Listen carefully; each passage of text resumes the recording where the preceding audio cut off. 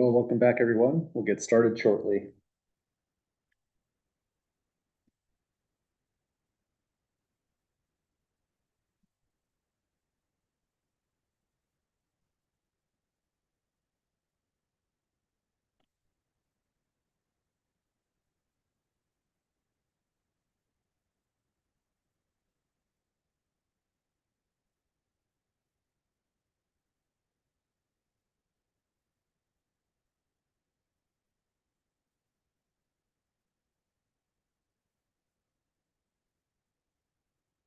Okay, it looks like it's time. Welcome back, everyone.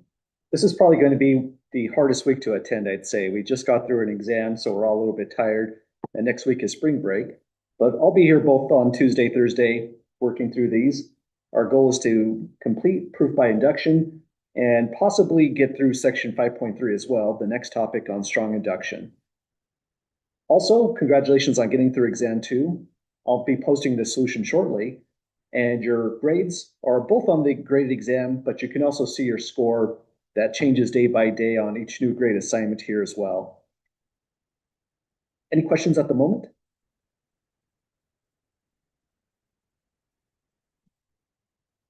Okay, before we get started today, one of our fellow students has an announcement to make for us.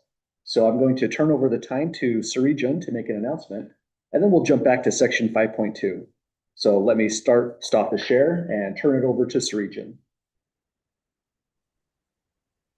Thank you, Professor. Good afternoon, everyone. I hope all of you are doing well. I'll keep this really short. My name is Srijan Pant. I am a computer science major, and I'm in my sophomore year. I'm currently running for the College of Science and Engineering Senator, which is in the ASISU elections, which is happening this week. ASISU is Associated Students of Idaho State University. It's a student government here in campus, and I'm running from the Pillar Party this time. As many of you have worked, I have spent late nights working on assignment, dealing with back-to-back deadlines, and trying to balance everything that comes with being in a science and engineering major. I'm running because I believe our college deserves strong representation that actually understand those challenges and does something about them. If elected, I will focus on three things. First, being accessible and accountable. Second, supporting students and creating opportunities for them. And third, transparency and fair funding. So, I will really appreciate your support in this process. Voting only takes 2 minutes. If you are confused how, here, you should just go to your My ISU, and there you will see a tab called ASISU Voting Forms, Election Forms. Just click on that. It will lead to your personal information dashboard, and there click on Others um, and answer a survey. There you can vote for the executive and the senators for your college. I encourage everyone to vote in the elections. So my name is Srijan Pant, and I would really appreciate your vote. Thank you. Thank you for your time. Thank you so much, Srijan. Any questions for Sarijan before we go back to the course?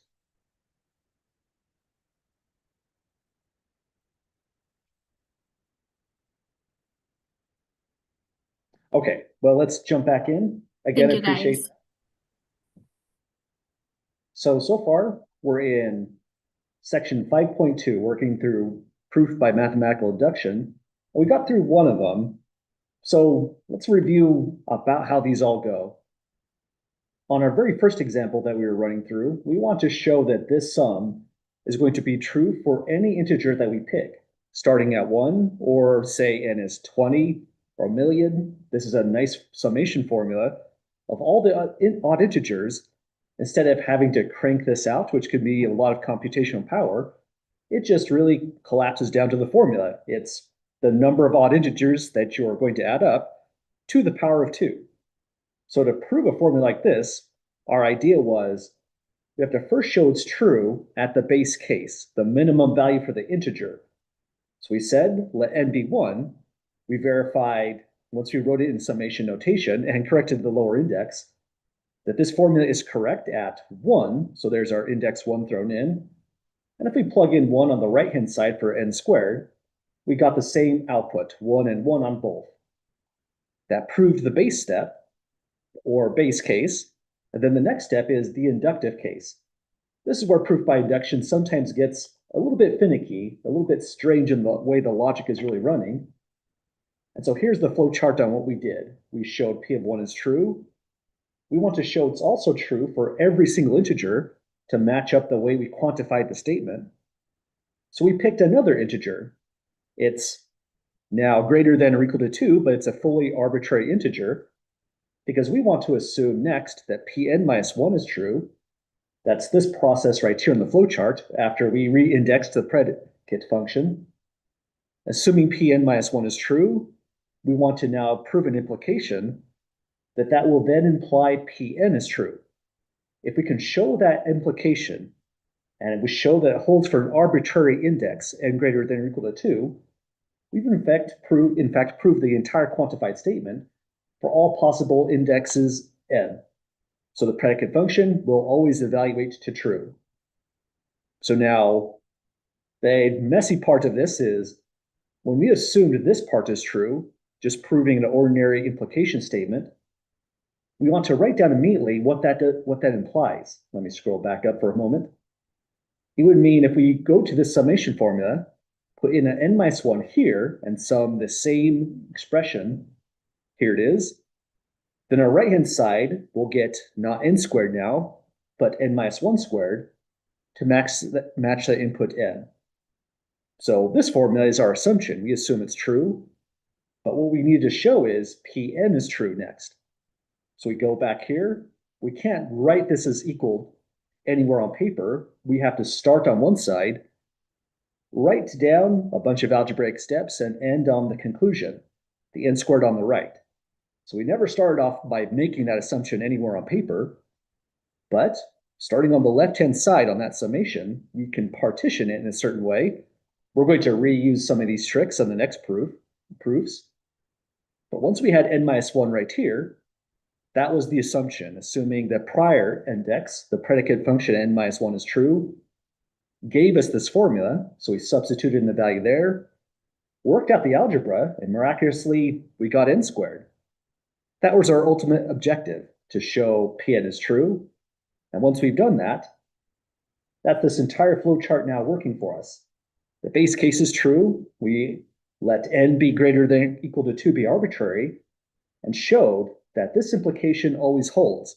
In other words, if you assume Pn minus 1 is true, that's this assumption here, we have that Pn must be true.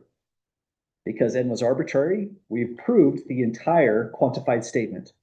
Now for every single index n, this formula holds. Again, it's kind of strange logic, so we're going to look into some more examples, going down the notes on these. But any questions at all, folks? Just looking at this as a refresher problem.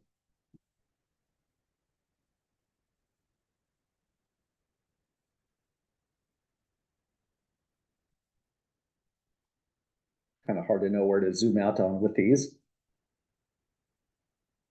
Okay, well, let's try it all over again.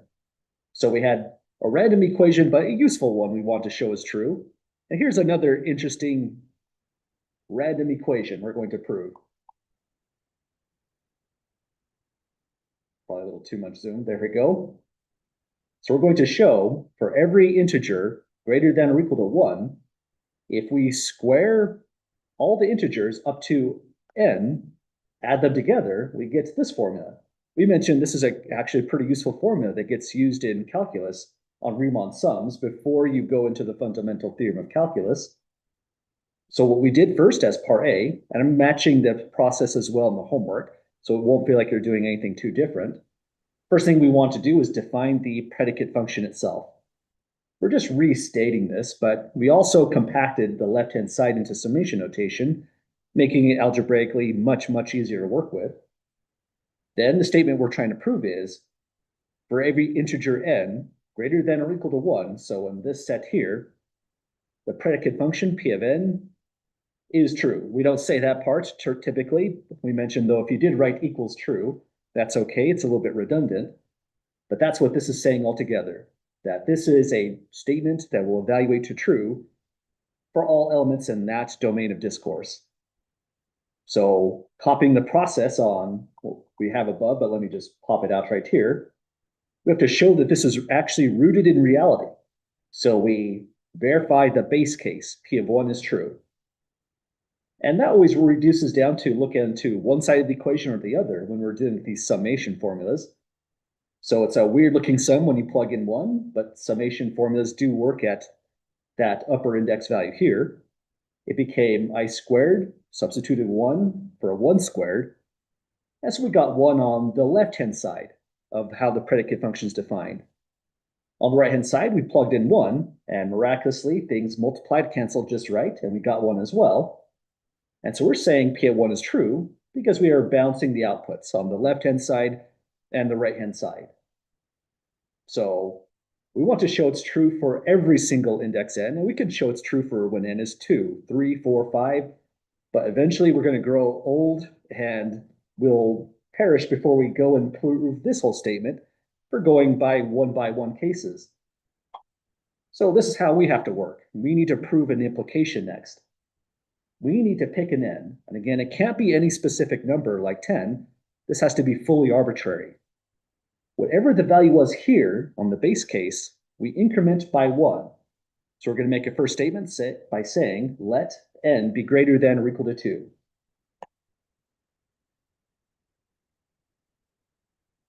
And we're going with the same proof writing that we were doing in the prior section, 4.3.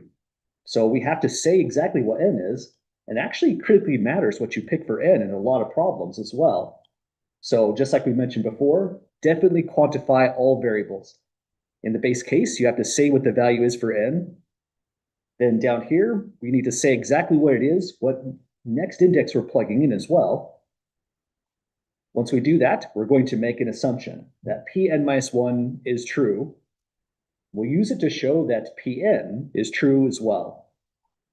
So here's our inductive hypothesis. Let's say here, assume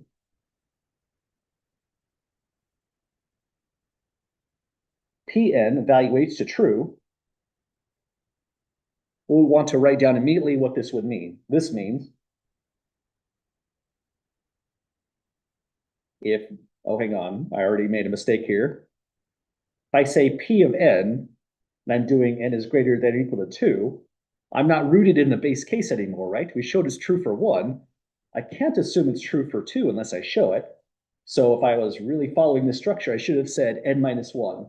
So let me backtrack here, say Pn minus 1 is true.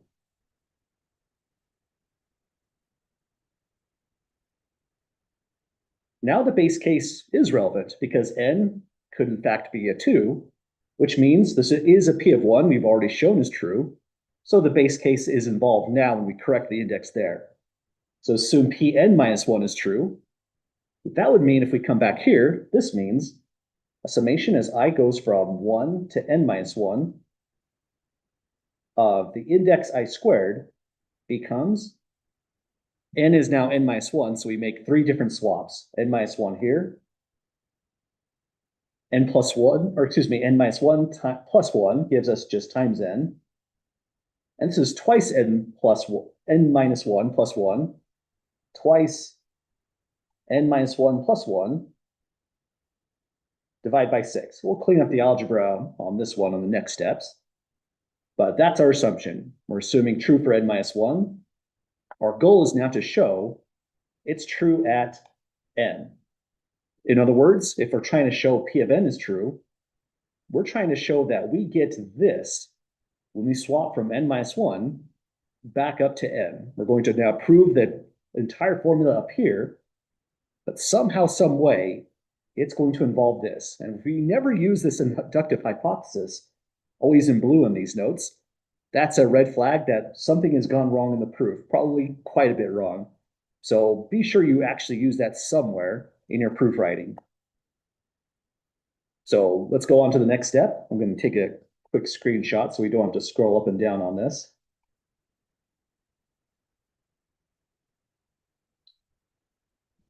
There's a formula that we're trying to end on down here. We're using just the assumption that this is true, And so we can say next. If we take a summation as I goes from 1 now to n of I squared, again, I can't at anywhere on paper write that it's equal to this because that's the goal. We say it's equal right now. We have circular logic on the paper, real circular logic, and we're not proving anything whatsoever. So instead, we have to work from this starting point, write down a whole bunch of equalities. I encourage you to definitely write down the equalities. Sometimes it's easy to kind of skip that when we're writing algebra really fast. But the equalities are conveying what we're really trying to say. And it's kind of the same trick in example 1. The next example will go differently, but the trick was, you're dealing with a summation. You already have a formula here when you go up to n minus 1, just partition the sum. The sum partition can be rewritten this way. It's a sum as I goes from 1 to just n minus 1 of I squared plus, you could write this again as another summation as I goes from n to n, but I'll just say plug n inside here. If you plug n inside there, you would get n squared. Actually want that whole thing blue. Don't know why I switched. Okay, so what I've done is we've ran through the sum, but we stopped at n minus 1. That means you have to add one more term when the index I updates all the way up to n. And when the index is n, you plug n here, and it becomes n squared. So we have not used the inductive hypothesis in blue yet, but we're about to. We can make a big substitution right here using that algebraic structure right where the red dot is. But any questions so far, folks, on the process?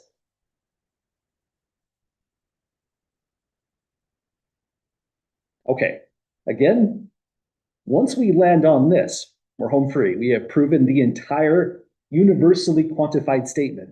We have made countably infinitely many statements that are all true in this predicate function P. So now here's our substitution. This is going to be equal to this whole structure here. Let me kind of simplify some of it. N minus 1 times n. And this is 2n minus 2 plus 1, so it's a 2n minus 1. Divide by 6 plus n squared.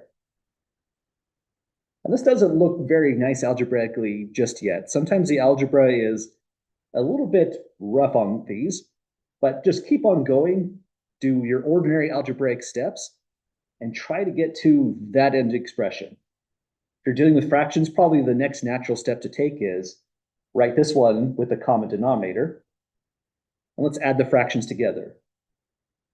This will be a new group where we have, let's do a little bit of expansion on this part on the left. I guess we can go to black. We're done with the substitution. I'll distribute the n into the first group. N squared minus n, multiplying 2n minus 1. And then we're adding 6n squared to it. Then we can expand this further. Our ultimate goal is to get a factored form, but I don't see how it factors right at this stage. It's probably better to expand combined like terms before we get there. So further expansion, we have 2n cubed minus n squared. Now let me know if my algebra goes sideways. Let's distribute that in.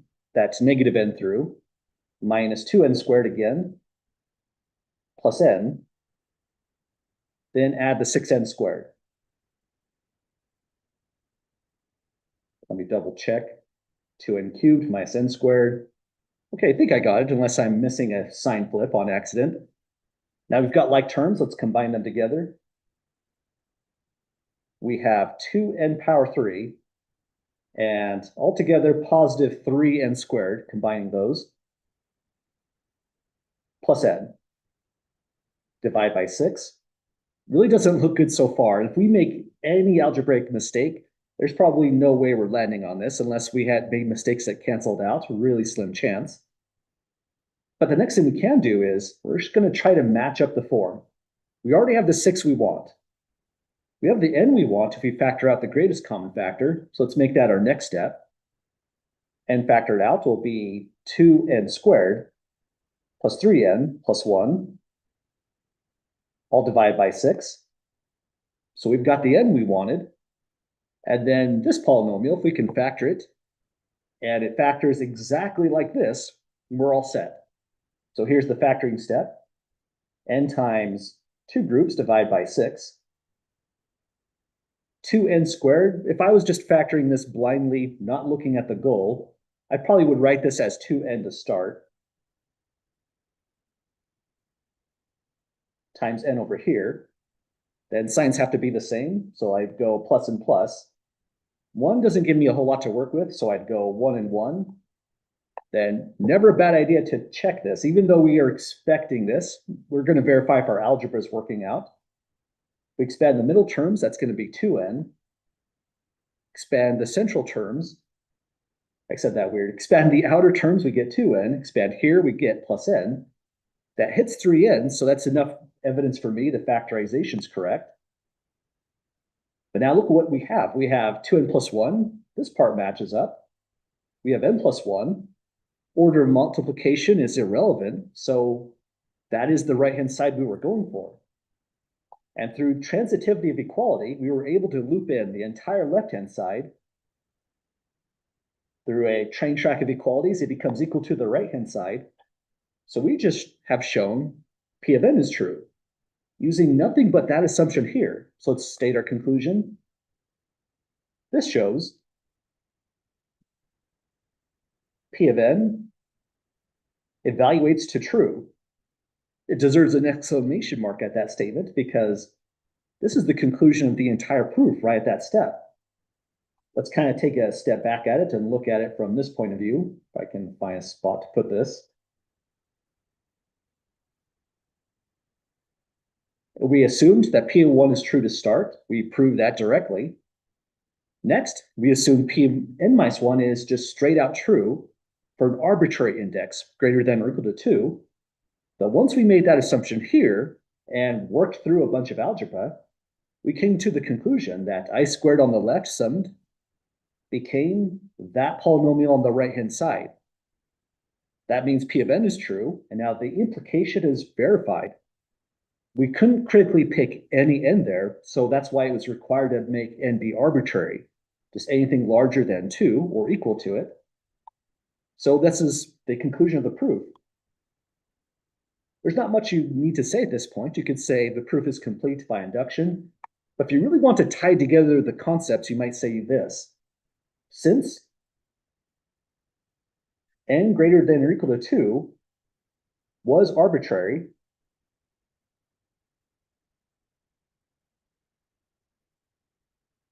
and since we have proven P of n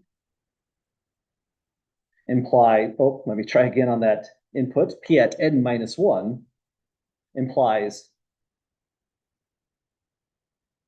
P at n, the proof is complete.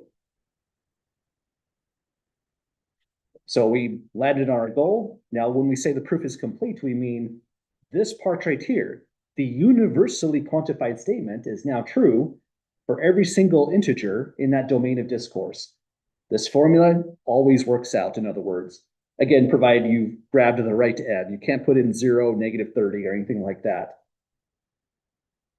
Well, any last questions, folks, on this induction proof here?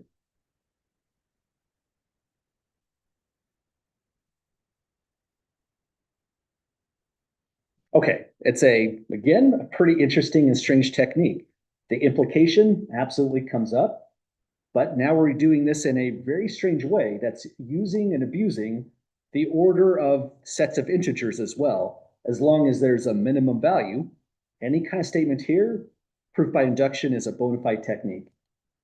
And we've done 2 proofs where we're partitioning sums, so the next one will go a little bit different just for the sake of variation. Here's how it goes. Let me erase that. That's going to look weird if we just leave that there. Here's our next one to prove.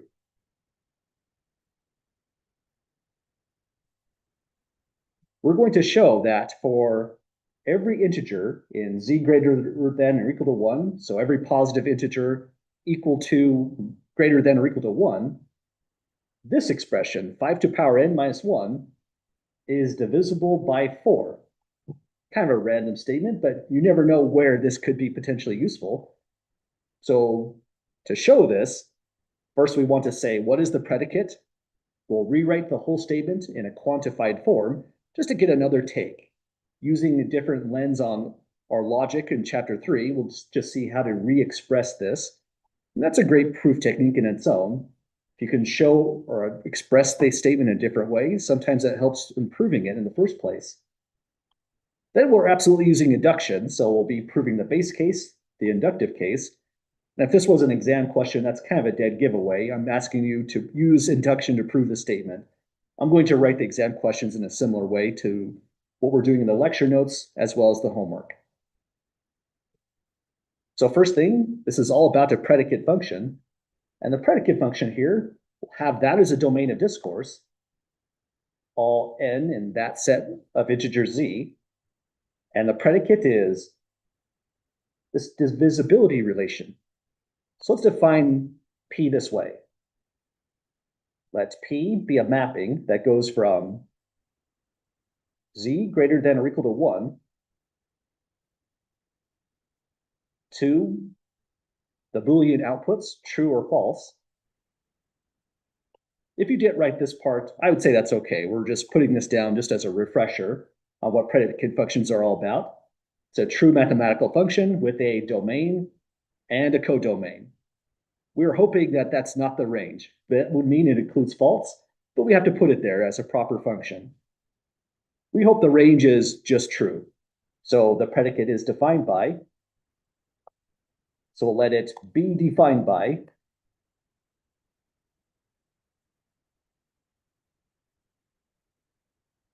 my penmanship is suffering. Let me try again. Defined by the statement, P for the predicate, and the whole statement, again, nothing too fancy here. We're just copying it down. 5 to the power of n reduced by 1 is divisible by 4. Now, when we go to write the statement in terms of quantifiers, again, this isn't a huge step, but it's kind of reminding us how to structure out the entire inductive case, because it focuses now on the domain of discourse. So this whole statement right here where the red dot is, now quantified, would be for all n in the set, z greater than or equal to 1, the predicate function at n is true, which we just abbreviate to saying P of n, implying true. So that's the statement we want to prove, that this is always divisible by 4. Pick, say, n is 100, compute 5 power 100 minus 1, and divide by 4, you should get an integer, in other words. First thing we'll do to give an inductive proof is show it works at the minimum value, 1. So we start by saying, let n be 1. This proof flows a little bit differently. There's no real equation right here. It's just a statement that's either true or false, right? So there's no left-hand side, right-hand side we're verifying. We're just plugging it in and verifying if the output we get, we could divide by 4 evenly. So let n be 1, then we'll have 5 power 1 minus 1 is just 5 minus 1, which is 4. And that's our verification. We just have to say it. 4 is definitely divisible by 4. It goes into itself once. So we'll say here, this is divisible by 4. It's an absolute obvious truth, right? We know 4 is divisible by 4, but we really have to say it. It's kind of going back to showing all the conclusions that come up to really work through a deductive proof like this one. What we're really trying to say when we said this part right here is P at 1 really does evaluate to true. So let's state that as well on paper. Therefore,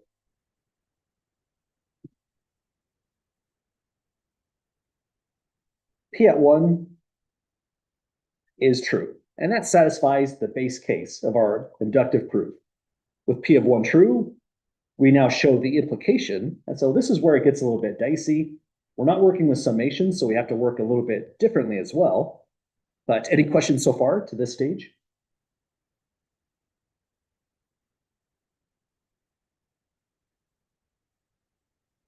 Okay, well, let's go through the mechanics of the inductive proof, and then we'll see how to work out divisibility when things are arbitrary. First thing we have to do is update the value then. When we can't pick any value, it's going to be arbitrary. But whatever you used in the base case, add 1. We'll say let n be greater than or equal to 2. That's what I mean by add 1. So we'll have greater than or equal to, and assume, following our author structure for the definition of inductive proofs, we go Pn minus 1. We assume Pn minus 1 is in fact true. So you said going by the author's style Yeah, is another valid way to do P of n plus 1.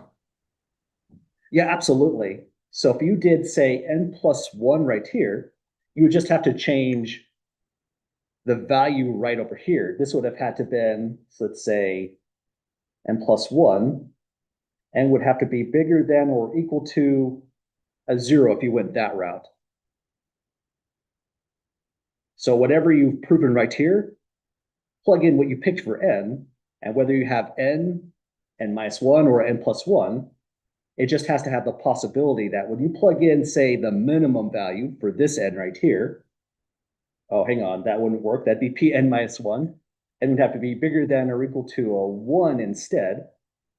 So if we plug in hang on, I'm looking at the wrong one. Let me try again.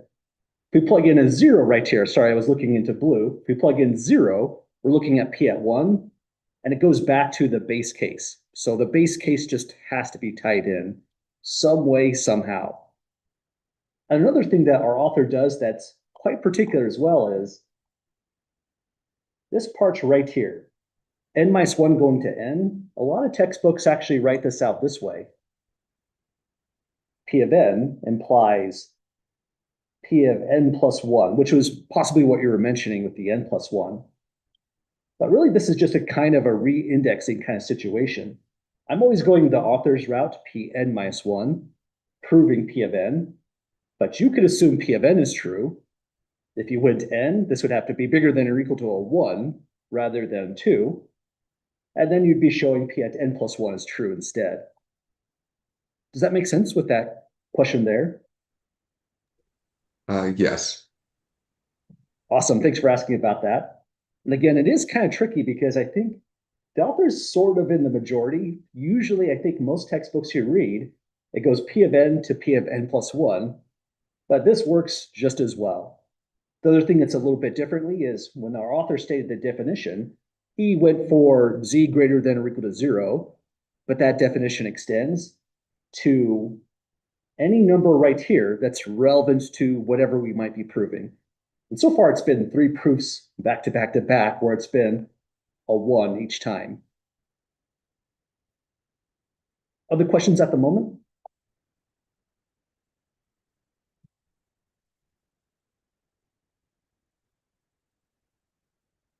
Okay, well, we assumed Pn minus 1 is true, and again, the proof gets a little bit foggy at this point. Let's just say what this means. So that, or you could say this means, I'll just say so that this time, 5 to the power, we're putting n minus 1. Minus 1 is divisible by 4. Now, the thing that's missing here is, where's the algebraic structure that we need to prove P of n is true? Actually, it's something that might feel like deja vu a little bit, because what we're doing is not too different at all from what we did in section 4.3. In 4.3, we had a lot of statements about even, odd integers. But this definition, n being even, we could just reformulate it by saying n is an even integer if It's divisible by 2. That's a fine way to say it. But then divisibility by 2 just means this. You plug a 2 right in that spot. So if you change the whole problem to my integer n is divisible by 3, all it would mean is there's some integer k such that n is equal to 3 times k. Now that's divisible by 3. We're talking about divisible by 4. We're just running through that whole definition and plugging a 4 right in that spot. So we're just going to reuse this structure. In fact, a lot of our proofs, including section 5.2, 5.3, have a real number theory kind of vibe, which is good because chapter 7 is all about number theory. First kind of topics we'll look into is division algorithms. So this was just a special case, divisible by 2 implying even. So with that structure there, let's put it on paper just for a moment to just show how we're changing it. We're going to adapt this old definition from days long past in section or chapter 3 by making a change right there. Remember, we have to quantify k, so we start with this part. If n minus 5n minus 1 minus 1 is divisible by 4, then there exists some integer k, so I'll say exists k and z, such that the structure n is going to be replaced with 5n minus 1. So in this spot, we'll just say 5n minus 1, 5 to the power n minus 1 minus 1 is the way to say that, is equal to 4k.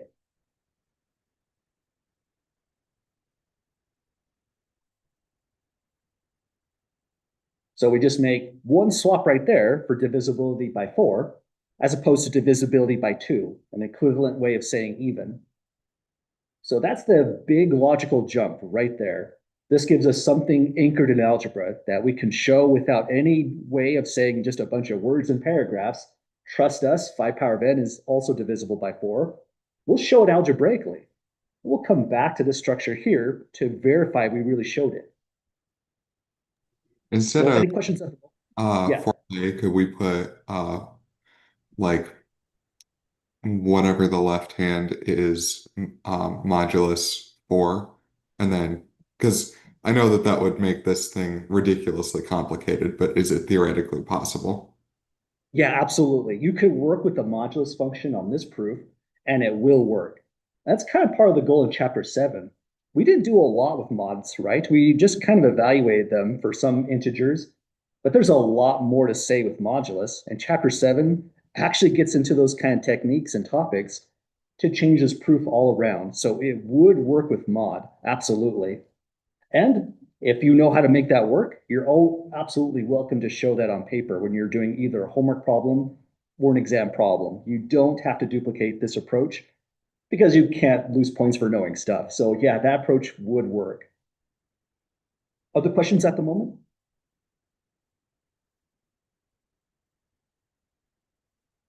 Okay, and if folks are curious, let me know. I think that'd be kind of a good challenge I could do as a personal homework set for myself. Show how this would go using just the modulus function itself. Properties of modular arithmetic, it's in chapter 7, but we're getting there. And that's a pretty interesting equivalent proof as well. But sticking with this route, here's what p of n minus 1 equals true really gave us. This whole assumption leads to this equation right here directly. Now, if we can put in 5 power n minus 1, this equals 4 times something. As long as it's an integer, we have that 5n minus 1 is also divisible by 4.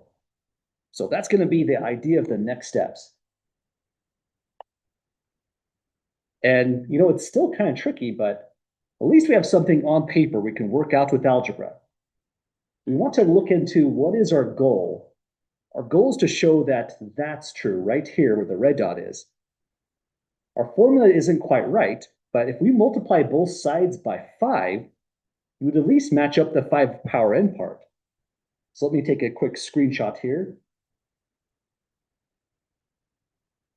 Let's put it down below so we're not scrolling up and down again a whole bunch. So take this whole equation, just multiply it by 5.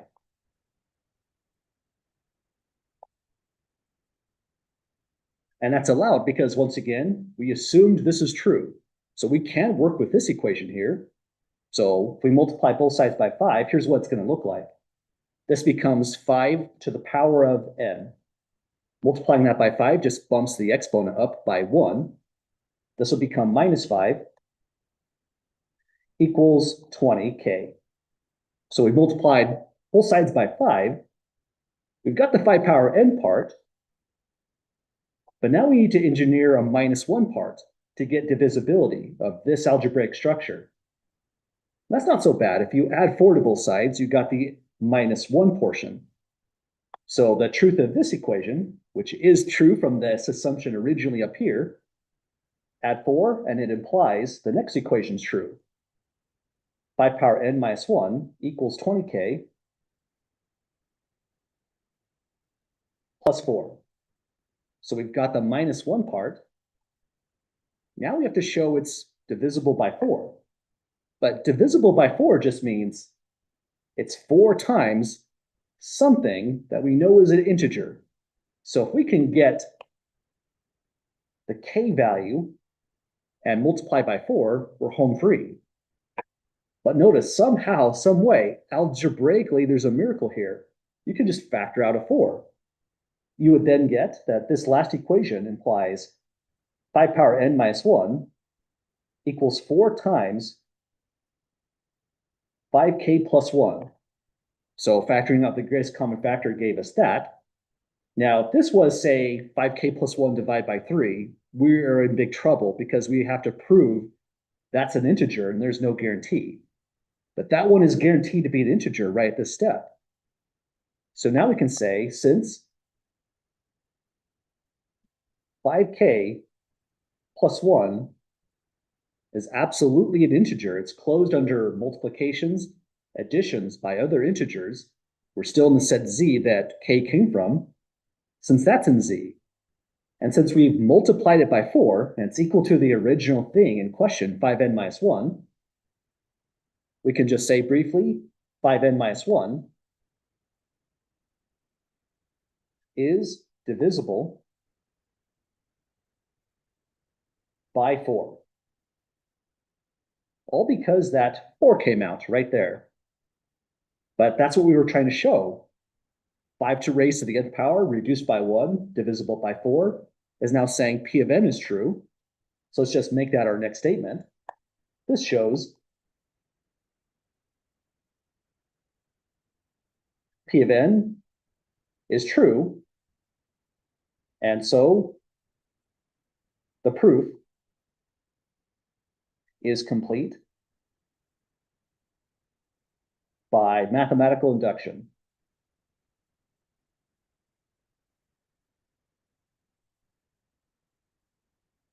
Or you could just say, this verifies the proof. That'd be a good shorthand way of saying it. But here we're just calling out that technique one more time to show how we've proven it. Again, it's kind of refreshing. We're not doing a summation formula all again, like on examples 1 and 2. So if we change to something about divisibility, this is how it goes. And there's a lot of different kind of inductive proofs. We're going to start looking into statements that are defined with recursion and show how induction will be working with that as well.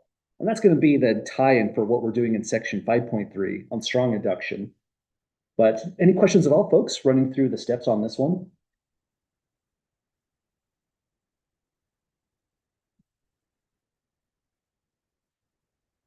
Let me just redo this emphasis here.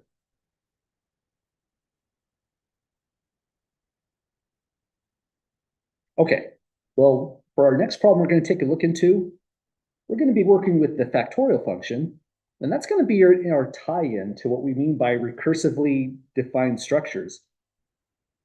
So first, let's take a look into this one right here. Maybe before we just jump into example 4, let's talk a little bit about factorial. I think everyone's pretty familiar with factorial, but a refresher never hurts. We want to prove in this big statement involving factorial that 1 times 1 factorial plus 2 times 2 factorial all the way over to n times n factorial equals n plus 1 factorial minus 1. This statement is possibly more useful than you might think. These kinds of things come up pretty naturally in a Calculus 2 setting whenever you're dealing with Taylor series, Maclaurin series. If you're working in differential equations, those kinds of power series come up again. And this could be a massive simplification in a really complicated problem. So these statements are useful to prove. But first, let's just take a kind of a refresher into factorial itself. Good place to start is the weird one, 0 factorial. 0 factorial, anyone happen to know what this one would evaluate to? 1. Yeah, good call. This is the weird one. It's 1 itself. And when we say factorial, we're not talking about, say, the extended factorial function. You can make this continuous, kind of surprisingly, using the so-called gamma function. We're working with integers, so we're keeping it discrete when factorial comes up. Next, 1 factorial, also 1. And then when we go beyond that, here's where people really think about the factorial function as a kind of repeated multiplication where terms descend. So if you say 2 factorial, that becomes 2 times 1 for a 2. 3 factorial is 3 times 2 times 1 for a 6, and so on. Doesn't really look like recursion until you think in these terms. 4 factorial is really just 4 times 3 factorial all together, because 4 factorial is 4 times 3 times 2 times 1. The times 1's kind of curious. It doesn't have to be there, but it's the same number of factors as the number here, so it's just satisfying to put in. So if you write 4 factorial as 4 times 3 times 2 times 1, it's really all there because 3 factorial is 3 times 2 times 1. So it means 4 factorial can be defined in terms of 3 factorial.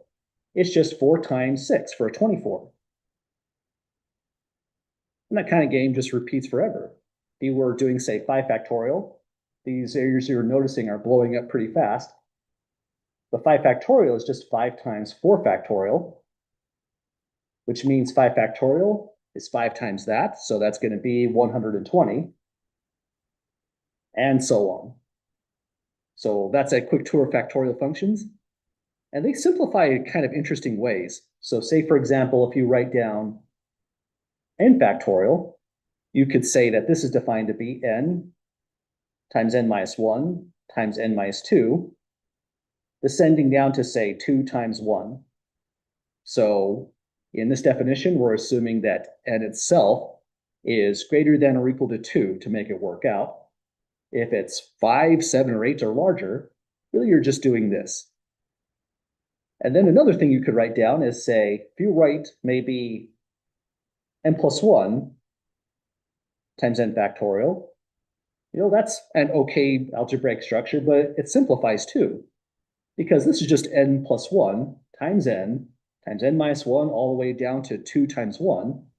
So this whole thing simplifies to n plus 1 factorial altogether. Any questions on that last one, or really any of them so far?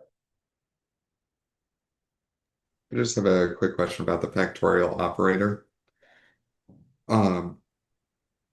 So we have that n plus 1 n factorial. If we wanted to do the factorial of the entire thing, would we put all of that in parentheses and then the factorial operator? Yeah, absolutely. It becomes a kind of an interesting order of operations situation, right? Because if you do that, it's ambiguous what you really meant. So if you really wanted this on the right-hand side, that's well defined. You really mean this, but you can drop the parentheses. If you really wanted that, then absolutely. We're going to need parentheses around another factorial to really convey it's the factorial of the whole entire thing. So yeah, this starts to get kind of messy altogether. Does that make sense with that question there? Yeah. Awesome. Thanks for asking about that. And yeah, these kind of things can absolutely come up. Maybe not in this problem down below, but that's a good concept to think about. The order of operations with factorial definitely looks funny as well. Well, with all this knowledge ready to go, quick tour of the factorial function or refresher. Here's what we're trying to show. Again, it's a pretty useful statement, something that could come up in a Calculus 2 setting. We're trying to show that the whole left-hand side, which is a lot of work to compute with, is really just n plus 1 factorial reduced by 1. That seems like a big leap. We're saying that this is a formula valid when n is in z greater than or equal to 1. So all positive integers greater than or equal to 1. Let's give this a try. The process says we want a predicate function p. Instead of saying domain and range, we'll just write down quickly. The predicate function p is defined through the statement of this summation right here.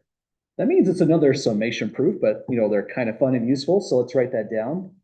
We won't doing as many summations proofs in the next section, but the sum as I goes from 1, wherever the domain of discourse has a minimum value, up to n of rewriting this in a summation notation really just goes down to that last term. You can't put it in as an n though. It has to involve the index I. So we rewrite this as I. I'll keep the same notation. If you went I times, oh, not that, I factorial, that would be fine. But I'll keep the same notation as the problem is written. I times I factorial with the parenthesis. So it's a complicated, unwieldy sum with factorial functions on every term, but it collapses, this is the claim, to just 1 factorial, n plus 1 factorial, minus 1. So that's the predicate function. The summation, again, it's not completely required for these kind of proofs, but it makes the algebra a lot easier to work through. You're not writing a whole bunch of terms on every line. So we're really focusing on the inductive hypothesis and getting to the major conclusion by focusing on the summation there. So writing the statement above in terms of quantifiers, again, that's not too major of a step. This was trickier in the last section. Here we just say, for all n in the domain of discourse, z greater than or equal to 1, we have the statement p of n evaluating to true. So there's the quantified statement of what's above in terms of the predicate function p that we just defined. Now let's see if we can run through this one. First, we want to show the base case is true. The base case depends on the minimum value that we have in our domain of discourse, which is now 1. So we begin there and say, let n be directly equal to 1. And now it's a left-hand side, right-hand side verification. If we plug 1 on the left, we'll get the following. Let's say then the sum as I goes from 1 to 1 of I times I factorial, but then we're just plugging in 1 here, multiplied against 1 factorial. This is just a weird way to say 1 times 1, which is 1. So that's the left-hand side. We got 1 as required. We're trying to show the equality in the middle, so now we move over to the right-hand side. Also, n plus 1 factorial reduced by 1 becomes 2 factorial. You could drop the parentheses there, but just showing where they came from. We plugged 1 here, we got 2 factorial reduced by 1, but 2 factorial is just 2.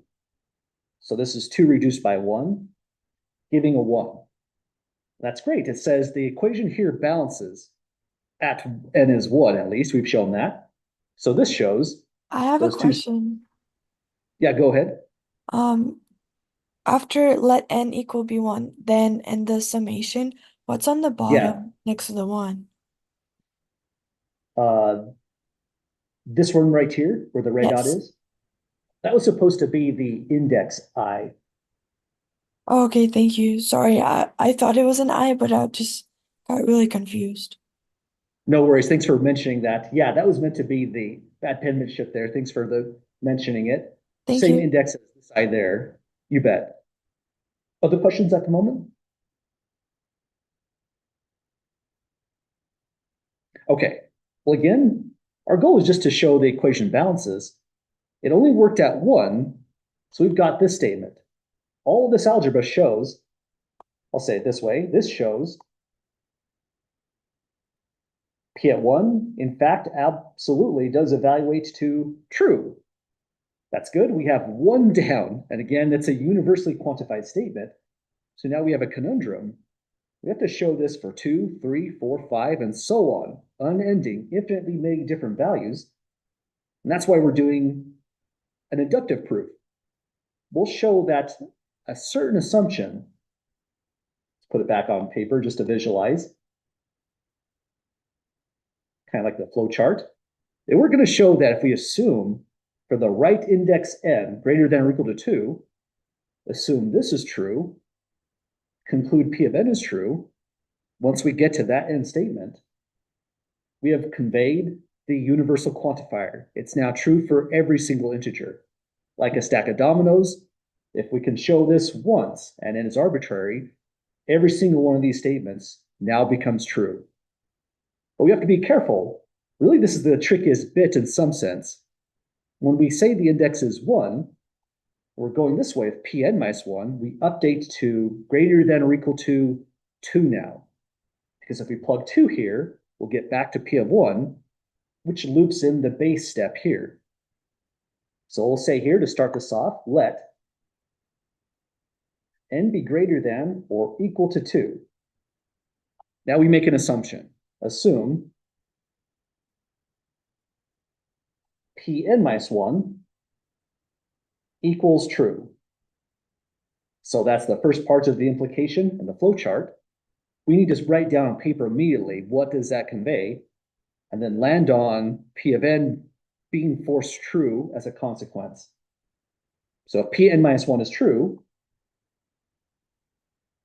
let me write out this way. This means not a divisibility statement this time. This time we have a bona fide equation, but we update the index here. That's at n minus 1 now, where the red dot is. So it's a sum as I goes from 1 to n minus 1 of same exact structure. We don't change anything here whatsoever, just I times I factorial equals, we make a change over here. We have to plug in n minus 1 in that spot. So this would be n minus 1 plus 1. That's going to be crammed in. Let me see if I can fix my formatting here. So I'm putting in, it's really just going to be n, but I want to show the steps on paper so we can connect the dots. Place of that n, it's n minus 1, then plus 1, then factorial, and then minus 1. So that's the equation we get, plugging n minus 1 right here. So the predicate function p only changes this one spot, oh, and also that spot on the summation, when we update the input n. Now from this point of view, we need to show P of n is true. So place an n inside here, we must land on that structure there. So we'll say next, if we look at the entire summation, I goes from 1 to n itself of I times I factorial. We can't write down this part whatsoever, but it's the same trick as in examples 1, 2, and now 4. Partition this sum so that the inductive hypothesis comes up. So we go from a sum, I goes from 1 to n minus 1 of the same expression, I times I factorial, plus, we went up to n minus 1, so now we increment to n itself. That just means we're plugging n here. Here's the n, and also here. So this part in blue, I forgot the color code, is part of the inductive hypothesis. We'll replace it with that, and also simplify it as we go. And this is just the last term that came from the full sum here on the left. So if we can get that this is equal to that whole thing, our work is done on this problem. Any questions at all, folks, to this step?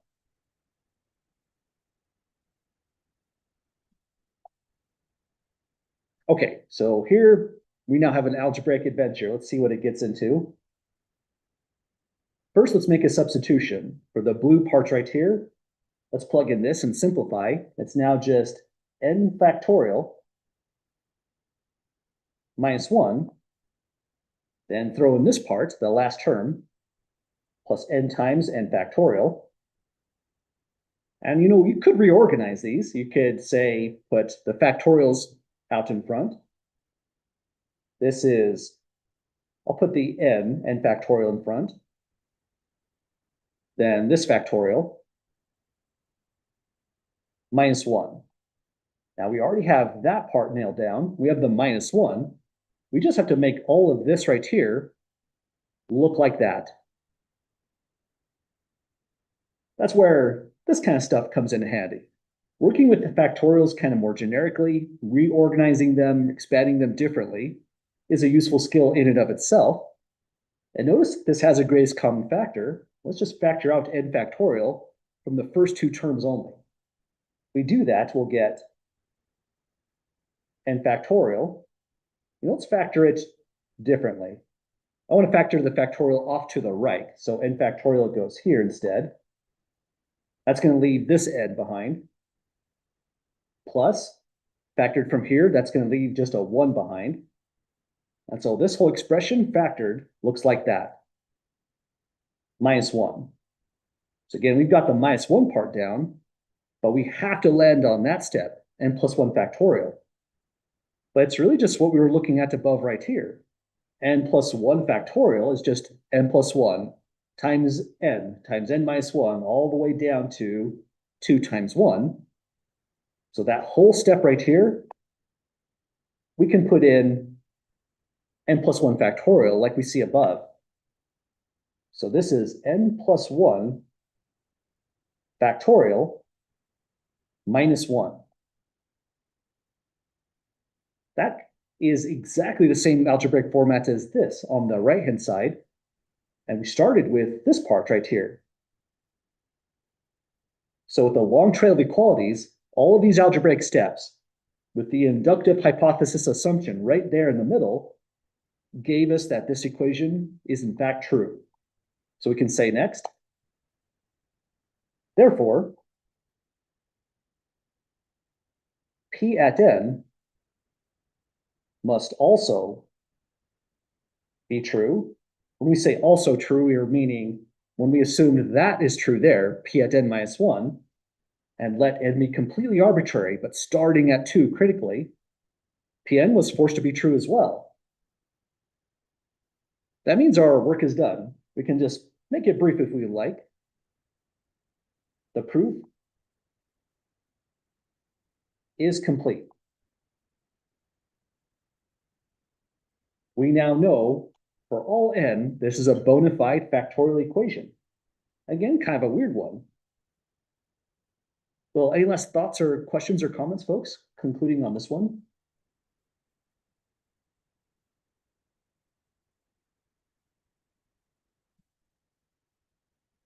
Okay, well, I have a little bit more to say with the factorial function. You have a little bit more time, but this function is kind of interesting the more and more you think about it.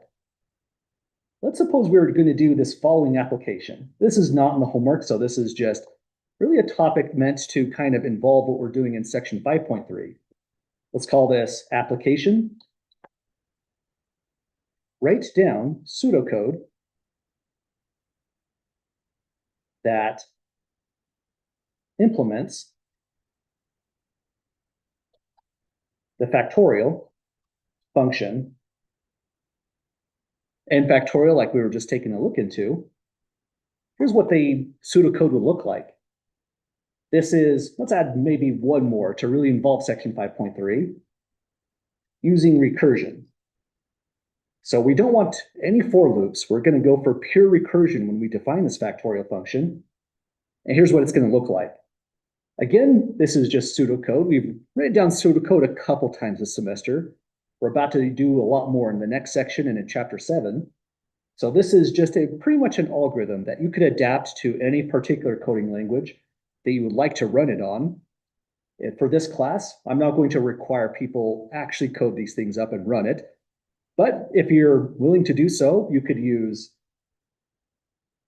RStudio. I'm using this for classroom demonstrations just because it's really very, very basic. My code in RStudio looks like pseudocode, but you could do this in Python, C++, any language that you feel you're most fluent in or you just want to challenge yourself in. That's going a bit beyond the course. I'm not going to ask you to write down code and execute it for any exam question or homework question. I don't know how it would work on an exam. But pseudocode is part of the course. You'll be asked to write down pseudocode for homework sections and for exams, and occasionally to trace your pseudocode, both on homework and exams. So here's a warm-up on what's going on in section 5.3. Recursion is the major theme, and here's how we can implement factorial. I'm going to call it just fact, short for factorial, just a quick shorthand. And again, this is some rough-looking pseudocode, but I'm not trying to write down structures like they might be in C++ and so on. I'm just going to say it's going to be equal to a function with an input of n itself. So that's the argument to the function. I'll wrap it around curly braces, and here's my implementation of the factorial function, the same one we were looking at above. It has a weird case where at 0 it outputs 1, so that's where I would start. Let's say if n, we do a comparison check, so usually double equality here. If n is identically equal to a 0, then we're done. The output should just be 1, much like how we said 0 factorial is 1 on the top of the last example. So we'll say here, return 1. And then that case is done. So there's really two cases organized by if n is 0, otherwise do something else. So I'll say here, else. Now this block will only run if n is 5, 2 even, for example. Else, return n times, we go back to the function that we are working on right now. That's the recursion element of this. We're going to call the same function that we are writing this very moment, n times the factorial function at n minus 1. In fact, that's what we were doing when we wrote down 4 factorial, 5 factorial as examples on paper. This just looks really funny, I'd say, unless you've had a lot of practice with these kinds of things. To me, when I look at this, my brain often says, no way is that a factorial function. But we can test it out. Let's take this whole thing, run the pseudocode, and see what happens. So here's the RStudio. This, again, is a pretty basic platform. Its purpose is really statistical computing, working with large data sets. But it does just fine on these kind of problems. So adapting this pseudocode, again, is pretty much verbatim into RStudio. But the exciting thing is we can run it. We can demonstrate what happens if we try to execute all this stuff at various arguments to the function n. So I'll go fact equals function n. We'll start with an if. If n is identically equal to 0, we're going to spit out a 1 because we know 0 factorial is 1. Return 1. Else, we plug in 2 to the power 12. That might actually break it with the size of the numbers in the system. But if we plug in, say, 5, for example, I want to return this, n times the factorial function at the integer prior. So I'll go return n times factorial, or just fact, n minus 1. And my claim is that should be the right factorial function. But we would honestly want to test it out, right? This looks kind of sketchy on paper, so here's our run of this. Call fact. 0, we know 0 factorial is a 1, so we had better get a 1 on this. And it works. Call factorial 2. We know 2 factorial is in fact 2, so that works. We do factorial 5. We show that that's 120 on paper. We get 120, so This function is really pretty weird, right? It's recursively defined, but it looks like it implements a factorial function. However, this isn't good enough, really. If you were doing something that's, say, mission critical, working on a server, you're about to push it to a live server, it's probably more involved than this, but you can imagine there could be something you're working on that's mission critical to your organization. Recursion just happens to be inside of there. If you want to make sure that this is going to run, that there's going to be no hard stops anywhere, that the code isn't going to explode at some weird input you never thought of or had time to check, we have to go beyond this. And this is where proof by induction, proof by strong induction really, really shines in an applied setting. This is what 5.3 is going to be all about. We can prove that actually runs and executes factorial correctly by induction. Let's make that our last step down here. We won't finish this today. Again, this is going beyond the homework assignment, the actual lecture notes. That's a gentle introduction to what we're doing in 5.3 when we come back tomorrow. So let's set this up. We'll prove it. And then not tomorrow, on Thursday when we come back, we'll look into how strong induction is going to go. So let's say here, prove using induction that factn returns n factorial. So we want to show that again directly. And even though it's a pretty small situation, just n factorial, it's easy to imagine that this could be something that's like life and death to your company. We mess this up, we could have the stock price go down. And again, that's life and death to some people in the company sometimes. So what we would do is we want to quantify this entire statement by first saying, what's the predicate function? We'll prove an inductive hypothesis, then we'll prove we'll prove a base case, then we'll prove the entire inductive hypothesis. And what we're in fact really kind of doing to a certain degree is we're tracing this code, but we're looping in induction at the same time and giving a hard proof that these weren't flukes, that this actually works at any integer n whatsoever. Don't want to rush through that in 3 minutes. It's unchanged, but any questions at the moment, folks, before we call it a day?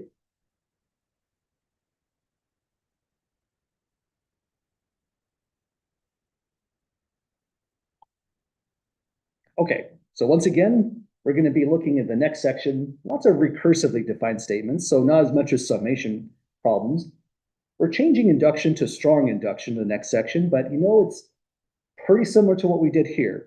The only difference in strong induction is you might have to prove more than one base case. And in the inductive step, you might have to assume Pn minus 2 is true as well, maybe Pn minus 3, or maybe all of them, P1 to P2 up to Pn minus 1, you might have to assume as all true in some problems. So that's what we're going to be doing in the next class on Thursday. Sorry it landed right before spring break, but we'll get through it. Well, have a great afternoon, folks. If you have any questions, I'll be happy to help out. Otherwise, I'll see you all on Thursday.